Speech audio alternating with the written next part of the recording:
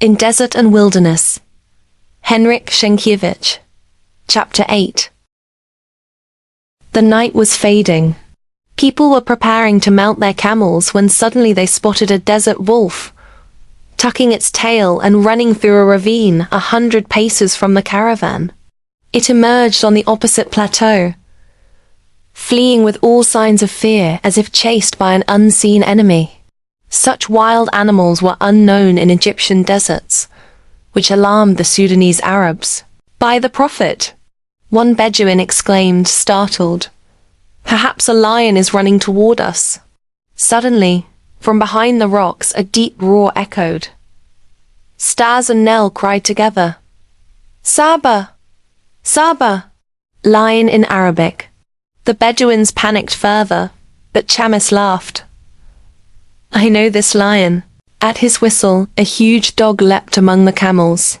Seeing the children, it jumped on Nell, knocking her down joyfully, then on Staś, barking and running around them repeatedly. It lay at their feet, panting, tongue lolling, eyes full of affection, as if saying, "Your father told me to guard you. Here I am." The children sat on either side, petting the dog. The two Bedouins, never having seen such a creature, watched in astonishment.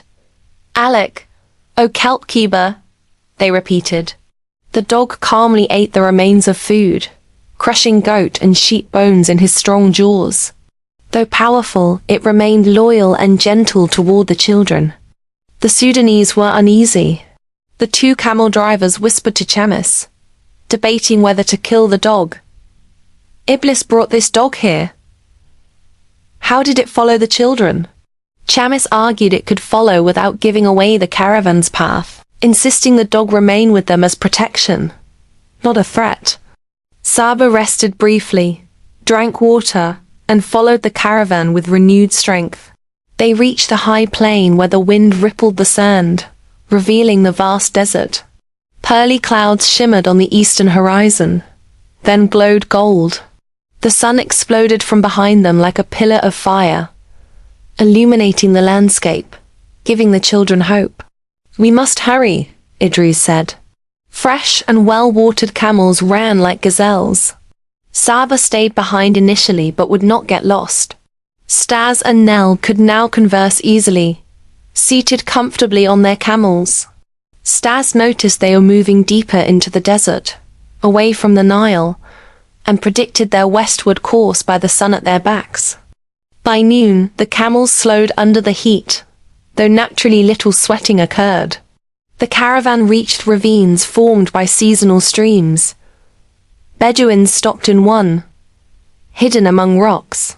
As they dismounted, a large snake shot out of the dry shrubs, slithering swiftly among stones. The men tried to attack it but failed.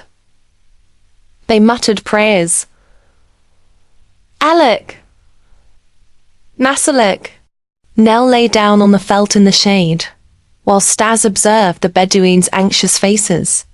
Idris questioned him about the snake, superstitiously interpreting its escape as a bad omen. Staś calmly replied that his father had no involvement in magic, subtly showing courage, which unsettled Idris further. At around 2 p.m., despite winter, the heat was oppressive. Vultures circled overhead, casting shadows. The camels, pressed forward by the desert wind, began to sweat slightly. Idris and the others warned of the approaching khamsin, a fierce desert wind. They urged the caravan onward, pushing the camels to avoid being buried by the shifting sands. Suddenly, dark sand clouds appeared, glowing with a bluish light. The storm intensified rapidly, blotting out the sun.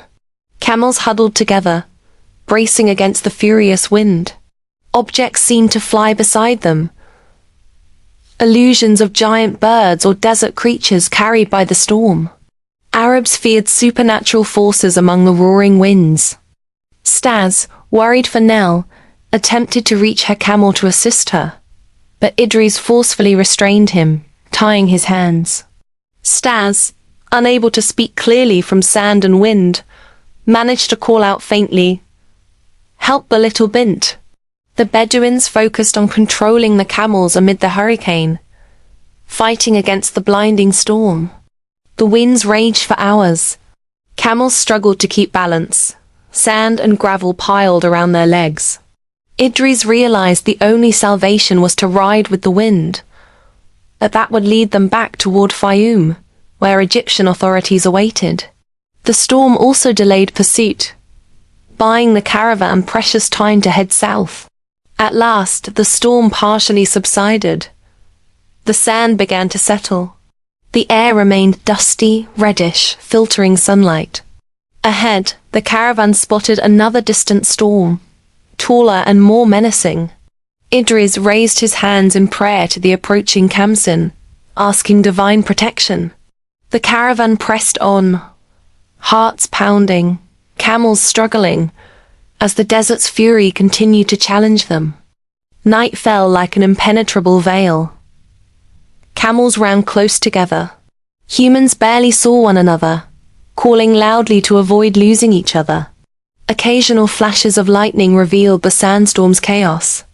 The first heavy raindrops began to fall, signaling the end of the hurricane.